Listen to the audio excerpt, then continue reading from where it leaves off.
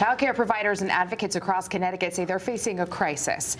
Thousands of families are on wait lists and centers are struggling to stay open. Thanks for staying with us here at 10:30. I'm Sarah Sanchez. And I'm Brent Harden. They are now urging lawmakers to move $70 million into Care for Kids to stabilize the child care system. Fox 61's Annette Montgomery explains why they say the funding isn't just important, it's urgent. Advocates and daycare providers tell me without immediate funding, families could lose access to child care and programs could be forced to shut their doors. They're calling the $70 million transfer not just helpful, but crucial. Inside TikTok around the clock, 24-hour daycare in Waterbury, owner Tashiana O'Connor says she's doing everything she can to keep families afloat. Unfortunately, I have these fathers that have their children working $14, $15 an hour. They're on the waiting list for Care for Kids.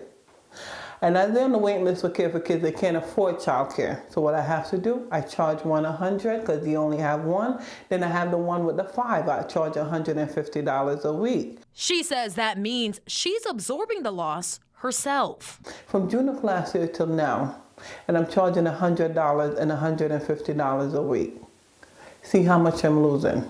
I love taking care of the kids. I do. I love them. But I have a mortgage. I have children to feed.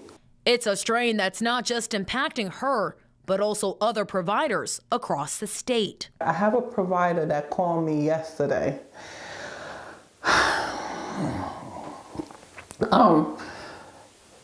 22 years old young lady.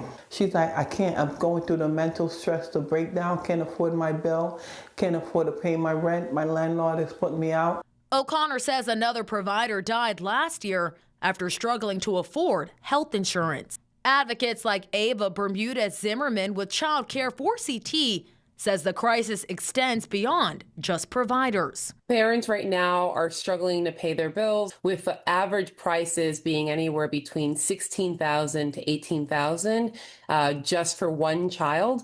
But in a lot of parts of the state of Connecticut, parents are paying $23,000. The impact is not just dollar signs on a piece of paper. It's real families who no longer get service. Child care providers say they're drowning in debt, have to work second jobs, and are on the verge of shutting their doors. Advocates say without state action, the strain on families and providers will only increase.